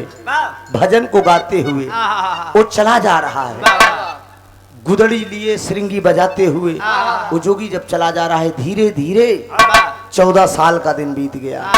एक दिन उसके भंडारे का समय आ गया। गुरु गोरखनाथ कहते हैं कि बेटा जाकर अपने महलों से जरा भिक्षा मांग लाओ, हो सकता है तेरी माँ हो या परिवार का कोई सदस्य हो। बारे पूरणमल दूसरे जन्म में जोगी का रूप धारण करके बाबूजी वो अपने नगर में भिक्षा मांगने के लिए चलता है। खाली 1 मिनट के लिए इतने बड़े भैया लोग, बाबू लोग, चाचा लोग, काका लोग बैठे हैं। आइए चलते हैं उस दरबार में जोगी के। खाली 1 मिनट के लिए हमें आप त्रिभुवन गवैया ना समझा, वो पूरणमल किस भेष में गया था। माइक वाले थोड़ा इसको बढ़ा दो, हेलो इसको बढ़ा दो यार, बहुत डाउन बोल रहा है यार, बहुत आत्मा दुखित है। लेकिन क्या करूं, खाली 5 मिनट का सब्र और करो, बना दो। साफ नहीं बोल रहा है बाबू माइक आपका, क्या ऐसी बात है। आइए उस दरबार में चलते हैं। दिखा दिखा अभी कैसे बोला था, भगर भगर। जोगी के रूप में पूरणमल चलता है दूसरे जन्म में। खाली 1 मिनट के लिए आप लोगों के बीच में मैं झलक दिखाऊंगा जोगी का। बेटा थोड़ा मेरी झोली थमा दे। बाबा ला बाबा लाओ, बहुत बढ़िया ये है। बेटा एक तरफ मेरा वस्त्र दो। बाबा अच्छा बेटा आप पीताम्बर दो। नहीं लिए हो, आज भूल गए तुम। किसी दिन तुझे याद रखना, किसी दिन एक दिन तुझे शराब दे दूंगा। कच्ची की पक्की बाबा, गलत अल्फाज नहीं बोलने का। ये बाबा का दरबार है, हम शराब कर रहे हैं तो तू कच्ची पक्की मांगत है। गलत अल्फाज बोलेगा तो तू नरक में चला जाएगा, और तुझे तो मैं बैकुंठ भेजने की तैयारी कर रहा हूँ। चाहते बाबा, ऐसी तैयारी कर दूं। ए भैया 1 मिनट खाते दिखाई, जोगिया चलत बता, खाली 1 मिनट के खातिर। ये जोगी श्रृंगी को बजाते हुए, ला बेटा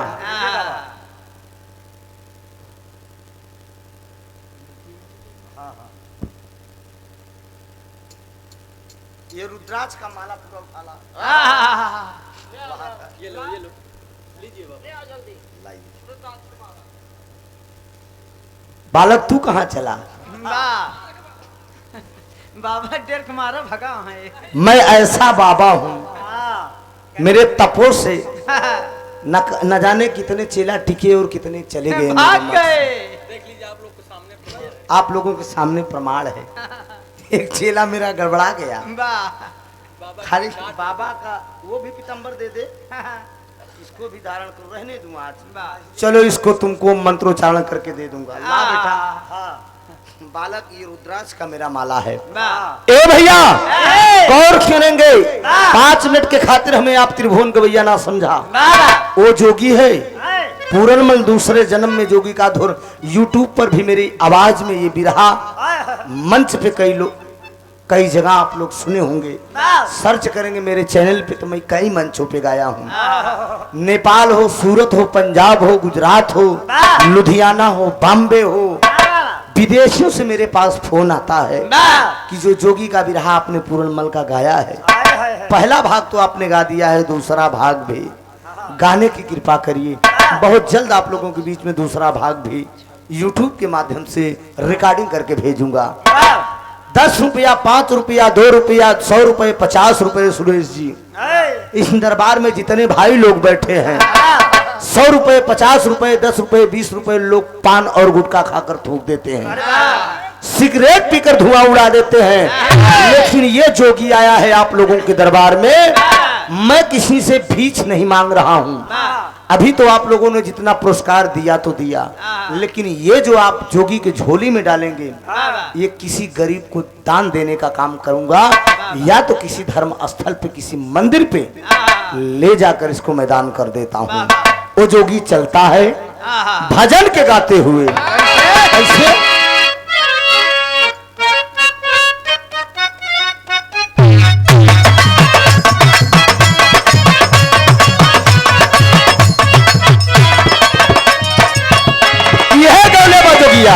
नारी के करनावा भरथरी पानी कैले जोगी आय रे पानी, कैले जोगी आहो जोगी बन को छोड़ा राजा आखिरा रामा।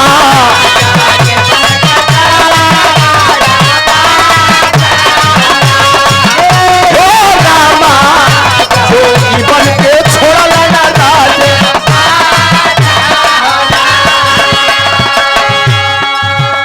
जूगा जूगा जी आई तोहरे गोदी के लाला नवाए भैया, गोदी के लाला नवा हो जोगिया देता बाटैया सिरवा ताखिरा हो रामा, जोगिया देता बाटैया सिरवा ताखिरा आई हो रामा, जोगिया देता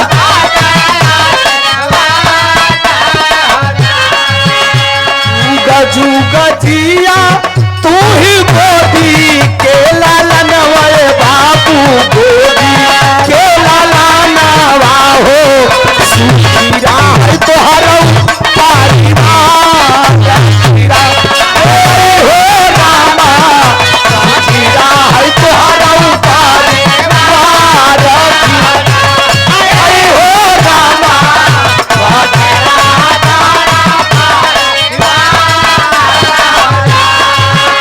घूमता घूमता जोगिया नागा राम आइल भैया, नागा राम आइल बाटे देता बाटन सबके आखिरवा दाखिरा हो रामा, देता बाटन सबके आखिरवा।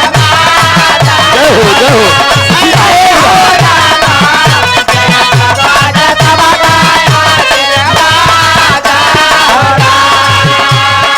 10 रुपया, 20 रुपया पान खा के, गुटखा खा के थूक देते हैं, सिगरेट पीकर थूक देते हैं बाबूजी। लेकिन ये कोई मंगता जोगी नहीं है, मैं कोई फकीर नहीं हूँ, लेकिन आया हूँ आपके नगर में। मैंने बताया ना कि दान तो बहुत आप लोगों ने किया होगा, बहुत पुरस्कार दिया होगा, लेकिन जोगी आकर आपके नगर में अलग जगा रहा है। हमें आप त्रिभुवन गवैया ना समझा। जिसके मन में जो श्रद्धा हो, भाव हो। और आदरणीय प्रोग्राम के मलिकार जी कहाँ गए? अगर आपका भिक्षण नहीं मिला तो जोगी नगर से जाएगा नहीं। याद रख लेना, आपके नगर में जोगी आ गया है। मैंने पहले ही बताया, किसी गरीब को या किसी असहाय की मदद करने में ये पैसा काम करता है।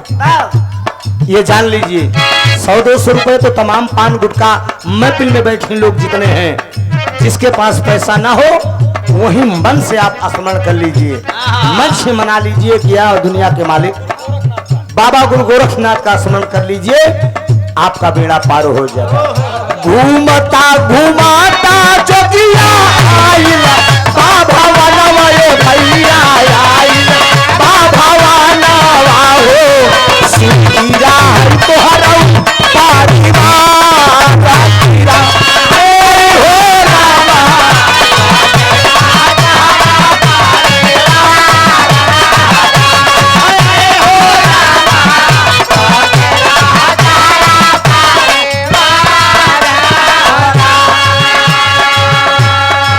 जय हो बाबा आशीर्वाद दे रहा है। खूब बढ़िया तरक्की करा, दूधू फूलो तरक्की करा। कुछ माताएं हो, अगर आप शक्तियां भी हो, माताएं बहनें भी हो, तो जोगी आया है। दूसरे जन्म में जोगी बनकर ये बालक आया है। आप लोग भी दान पुण्य कर लीजिए। दान देने से कभी घटता नहीं है, या मालिक करेगा ये जोगी को। अगर आप 10 देंगे तो ये मालिक गुरु गोरखनाथ की कृपा होगी मेरे गुरु का, तो 20 रुपए का व्यवस्था आपके पास होगा। ना ना, गलत अल्फाज नहीं बोलने का बेटा। ये जोगी घर द्वार महल अटारी जगह जमीन लेने के लिए नहीं आया है। हो सके तो अरे कर्ण सोने का दान दिया था। गौर करेंगे, कर्ण सोने का दान दिया था। स्वर्ग जब गया कर्ण तो सोने का बिछौना, सोने का खाना, सोने का पानी उसको मिला। इस धरती पर राजा हरिश्चंद्र है, सब कुछ दान किए, वहां सारा ऐशो आराम उन्हें मिला। पैसा दान करोगे तो आपको धन मिलेगा, जमीन दान करोगे तो दूसरा कुछ मिलेगा। अन्नदान, सोना दान, नेत्र दान, जैसा भाव आपका होगा। किडनी दान करोगे तो आपको मोक्ष मिलेगा बालक, अगला जन्म आपका सफल हो जाएगा। घूमता घुमाता जोगिया आइला, बाबा वाला ये भैया आइला, बाबा वाला हो। ए भैया, अरे बाजा वाले भैया, अरे ये जोगी आया है, कुछ झोली में पड़ेगा। मैं कोई मंगता फकीर नहीं हूँ। जोगी आ गया है आपके नगर में। 10 रुपया, 20 रुपया, 100 रुपया, 50 रुपया, जो भी हो, श्रद्धा से जोगी की झोली में डाल दो। निश्चित परमात्मा आपका कल्याण करेगा। मेरे गुरु गोरखनाथ के आशीर्वाद से दूधो फलोगे। झूमता घुमाता जोगिया आइला, बाबा वाला ये भैया आइला, बाबा वाला हो सिरा तोहरा पारीवा रातीरा हो रामा।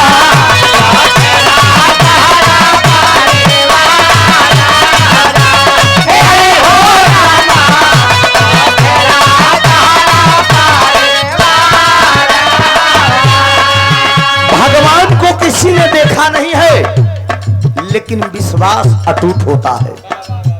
एक पत्थर की मूर्ति पे आप लोग पूजा करते हो, क्यों करते हो? विश्वास ही है बाबू। मन में अगर किसी प्रकार की शंका होगी तो मन भटकता रहेगा। एकाग्र करके सोचिए जरा, जोगी पहुंचा हुआ है। रानी फुलन्ना सामने दिखा जाती है, बुलाती है उस जोगी को, कहती है ए बाबा, काउने करनवा बाबा जोगा, वारम वाला ये बाबा जोगा, वारम वाला लाहो जो गवार के भिखिया दिलारा हो रामा जो गवार के भिखिया दिलारा हो रामा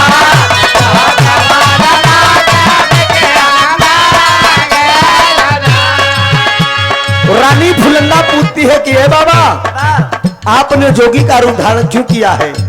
वो जोगिया बतावता भैया का बतावता माए भामतारी खातिर जोगा वारा मवले माई जोगा वारा वाले हो जोगा वारा बाके भिखिया दिलारा हो रामा जोगा वारा बाके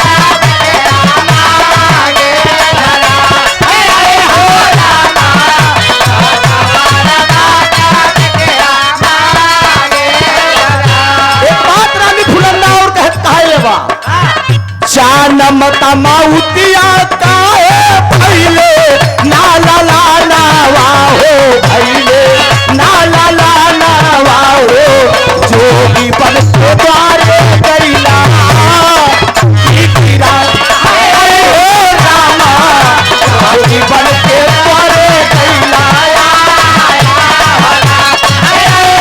रामा जोगी बन के द्वारे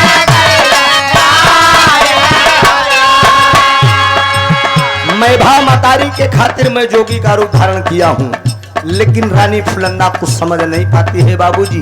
वो जोगी आगे बढ़ता है, दो सिपाही खड़े हैं, सिपाहियों से पूछता है कि भैया एक माँ रहती थी बुढ़ी, क्या ये जिंदा है कि खत्म हो गई? आपस में बात ही कर रहे थे बाबू। सिपाही से पूछ रहा था जोगी, लेकिन बारे माँ तो माँ होती है बाबू। वो अंधी माँ अपने बेटे को पहचानने में देर नहीं लगाई, कहती है कि बेटा तू मेरा पूरनमल है, दूसरे जन्म में तू जोगी बन के आया है ना, लाल मेरे सामने।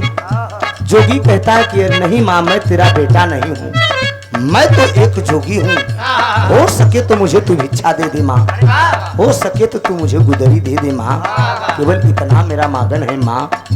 लेकिन तब ले सिपाही लोग बताते हैं कि इसकी आंखों के सामने इसका जवान बेटा फांसी के फंदे पे लटक गया। तब से ये जिसको समझती है सबको अपना बेटा समझ बैठती है। लेकिन ए भैया तबले मतारी के जिद के आगे, मतारी के जिद के आगे आखिर में उस जोगी को भेद खोलना पड़ा। बार बार अम्बा देवी कह रही है बेटा मुझे पूर्ण विश्वास है तू मेरा बेटा है। कुछ भी कहा नहीं माँ मैं तो जोगी हूँ, कहा नहीं तू दूसरे जन्म में जोगी बन के आया है, ये मुझे विश्वास है। आखिर में वो जोगी भेद को खोला, कहा हाँ माँ मैं दूसरे जन्म में जोगी बन के तेरे दरवाजे पे आया हूँ, मुझे भिक्षा दे दे। कहा लाल भिक्षा तो दे दूंगी, लेकिन ये हमारा लाल हमसे वचन दे, हमसे वादा करा कि इसी आंखों के सामने तेरी फांसी हुई थी, लेकिन इसी आंखों से मैं तुझे देखना चाहती हूँ।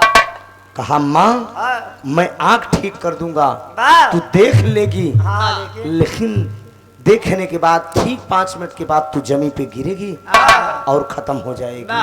कहा ठीक है बेटा मैं खत्म हो जाऊं मुझे मंजूर है, लेकिन एक बार मैं देखना चाहती हूँ अपनी भर निगाहों से तुझे। ए भैया हो आखिर में वो जोगी मंत्रोच्चारण किया, मंत्रोच्चारण करके जब आंख पे फूंका उस माँ की आंख ठीक हुई। जब माँ की आंख ठीक हुई तो दोनों माँ बेटे, लेकिन एक वचन दिया कि माँ इतना याद रखना आंख से आंसू नहीं गिरना चाहिए। इस बात का वचन लेते हुए दोनों माँ बेटे उसी राज दरबार में आपस में गले लगते हैं बाबूजी, लेकिन माँ का कलेजा पिघल गया। बाबूजी नहीं बर्दाश्त हुआ, माँ की आंख से आंसू झलक गया। रोते रोते माँ गले से लग गई है बेटे के। वो जोगी भी भाव विभोर हो गया, लेकिन गुरु का वचन था कि आंख से आंसू नहीं गिरना चाहिए। लेकिन ए भैया इतने में ठीक 5 मिनट के बाद जोगी के हाथ से वो अंधी माँ गिरती है जमीन पे। और तुरंत खत्म हो जाती है। और जब खत्म हो जाती है तो वो जोगी आगे भजन गाते निकलता है। नर के करनवा भरतरी पानी कैसे जोगी आयल बानी कैसे जोगी हो जोगी बन के छोड़ा लगा राजा पाठा की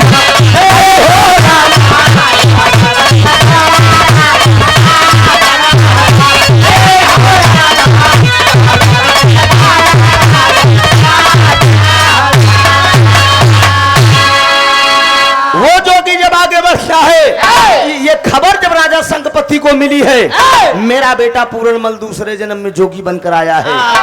अंधे हो चुके हैं पुत्र की याद में रोते रोते गम में बाबूजी। लेकिन राजा संगपति हाथ जोड़कर उस जोगी के सामने खड़े हो गए।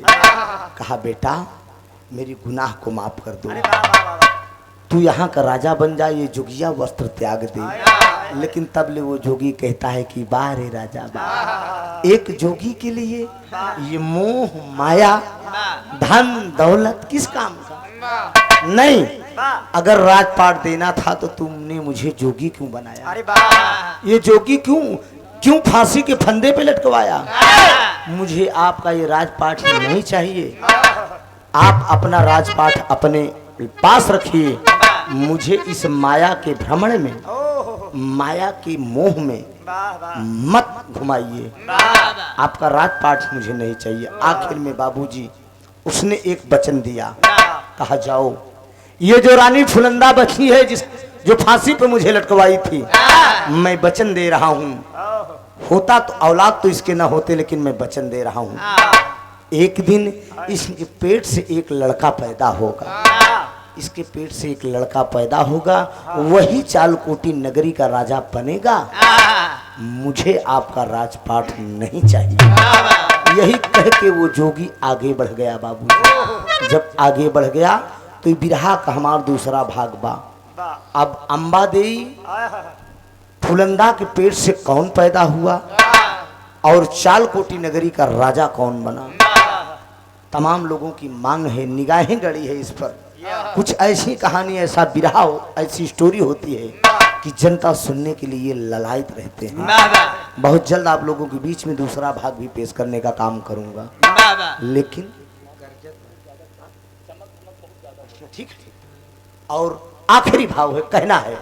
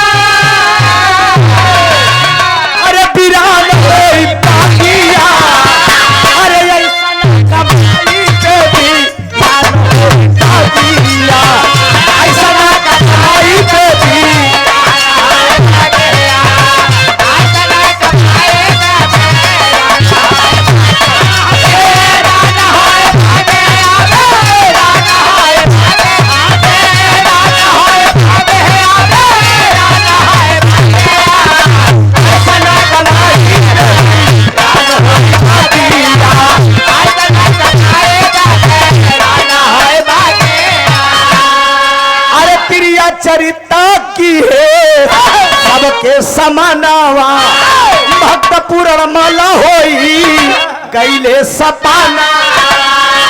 अरे केहू के अब जीवन में लगाई दिहले आगिया, ऐसा ना कमाई पे वीरान होई बागिया। यहीं से कहानी मेरी खत्म हो रही है। चालकोटी नगरी का राजा कौन बना, फुलंदा के पेट से पैदा कौन हुआ, ये दूसरे राउंड के भाग में है। कभी मौका मिला अगर ये चाचा जी फिर मंच पे बुलाएंगे, वादा करके जा रहा हूँ आप लोगों को दूसरा भाग सुनाने का काम करूंगा। लेकिन बहुत बहुत धन्यवाद दूंगा आपको, बहुत गजब आपने व्यवस्था की थी। लेकिन तकलीफ मुझे भी है, मानसून खराब होने के नाते डेट हम लोगों ने दिया। मैं क्या डेट दिया, डेट तो प्रियंका माधुरी ने अपनी मर्जी से दिया था। हाँ, और 3 दिन से बारिश हो रही है। प्रियंका जी के हारमोनियम मास्टर से जब लाइन पे बात हो रही थी तो घसीटते 7 तारीख को इन्होंने डेट दिया। तो मैंने भी, कार्यक्रम तो बहुत आए लेकिन 7 तारीख को नहीं लिखा, इसलिए कि भाई आपको डेट दे चुका था। लेकिन टूटियों के लिए हम क्षमा चाहेंगे। इतनी गजब आपने व्यवस्था किया है। बाबा क्या बात बढ़िया बिरहा अगर आपके दरवाजे पे ना हो तो आदमी को तकलीफ होता है। कितना खाना पीना नाश्ता पानी आपने इंतजाम किया, इतनी कुर्सी टेंट लाइट साउंड, कम से कम लाखों रुपए का अरेंजमेंट, बाबा लाखों रुपए से ज़्यादा हुआ होगा। मैं धन्यवाद दूंगा। मेरी तरफ से कोई गलती नहीं है। मैंने तो 1.5 घंटा एक बिरहा 2 बिरहा गाया शुरुआत में भी, और 2 बिरहा कलाकार रात में पूरे प्रोग्राम में गाता है। मैंने 2 बिरहा गा दिया है। और क्या कहा कुछ ना हो, देर हो गया। बहुत मौसम चमकत बबू, गड़बड़ाई गया है ना। बहुत मौसम चमकत बबू। कुछ ना हो। 2 लाइन मारता 2 लाइन मारता। अरे थोड़ा प्रधान जी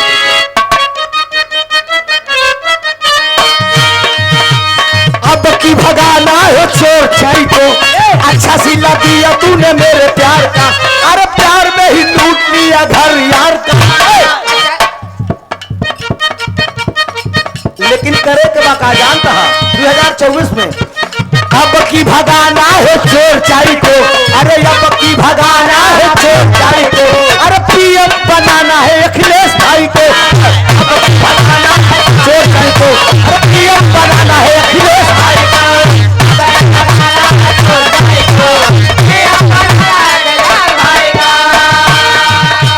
धन धन और लैपटॉप भी दिलाएंगे,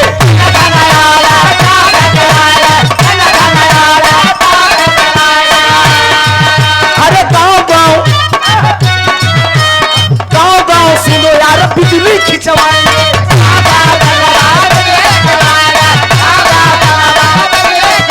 अरे अब की भगाना है चोर चाई को, अरे अब की भगाना है चोर चाई को, अरे सीएम पीएम बनाना है अखिलेश भाई को।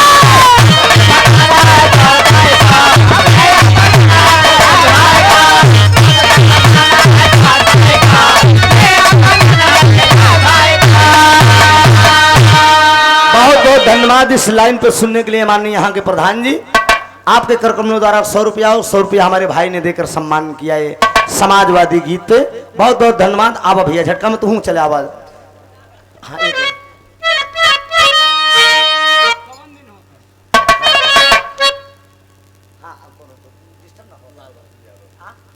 लाल बहादुर यादव जी 50 रुपया भैया का प्रणाम आवे। अरे कवन दिन हो तई, अरे अखिलेश भैया कवन दिन हो तई। धरती पुत्र नेता मुलायम सिंह जी अस्वस्थ हैं बाबूजी, कृपा करिए आप लोगों की दुआ लगे और नेताजी इस धरती पे रहे। आजादी के बाद आखिर कोई माई कलाल नेता पैदा नहीं हुआ कि नेता शब्द किसी के आगे लगा हो। चाहे 2 बार मोदी जी प्रधानमंत्री बन गए, लेकिन नेताजी कोई नहीं कहता। किसी शख्सियत का जिसका सम्मान स्वर्गीय अटल बिहारी वाजपेयी जी माना करते थे कि नेताओं में जो मुलायम सिंह के पास दिमाग है शायद किसी के पास हो। क्या समझ, नाती से लेकर बेटे से लेकर बहू से लेकर एमएलए एमएलसी हैं, पूरा खानदान। हर कोई माई कलाल इतना बड़ा राजनीति खड़ा कर सकता है।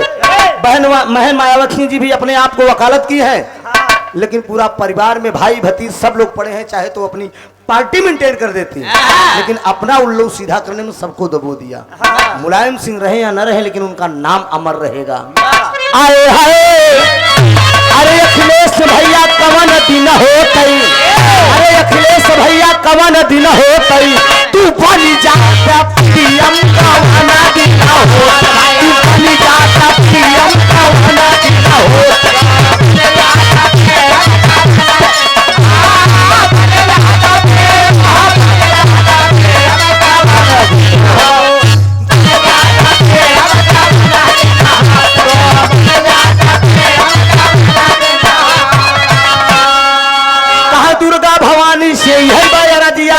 भैया कहा मरे तू सुनीला गरजिया, कहा गरीबन का मदद की हर जब तू सीएम का वाला बिना हो, तू बन जाता पीएम का वाला बिना हो, तू बन जाता पीएम का वाला।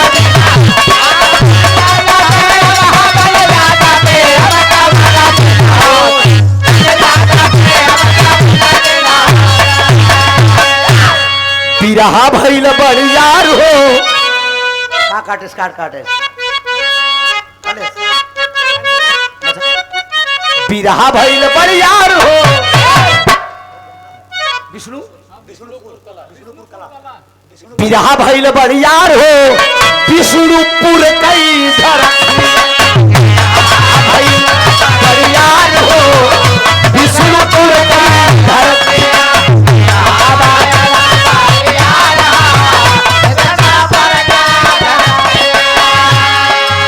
मालिक का नाम राजनाथ चाटा का रही बलिहारी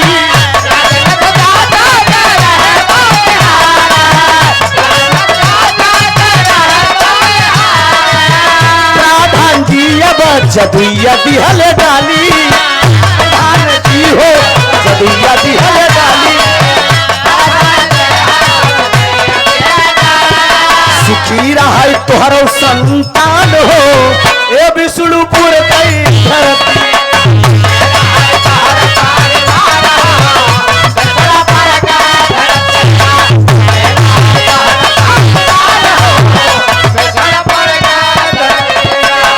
बाजावल भैया कितना करी हो बड़ाई बाजावल भैया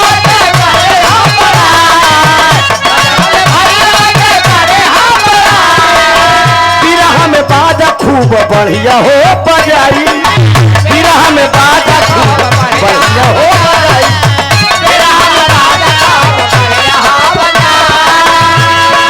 फिरकाबा मिलबा श्रीमान हो अरे फिरकाबा मिलबा श्रीमान हो विष्णुपुर कई धरतिया फिरकाबा मिलबा श्रीमान हो विष्णुपुर कई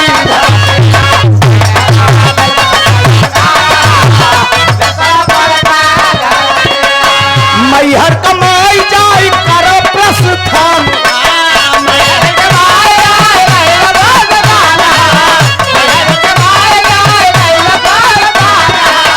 पंडय करी है मैया तोहरा सिंगार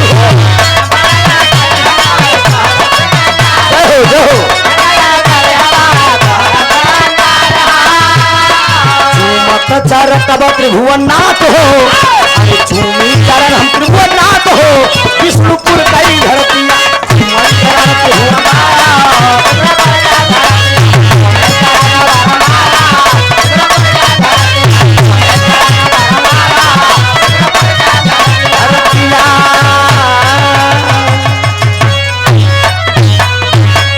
एक बार प्रेम से बोलिए मुरलिया वाले की मां शारदे की बीरबली बजरंग बली की हर हर महादेव।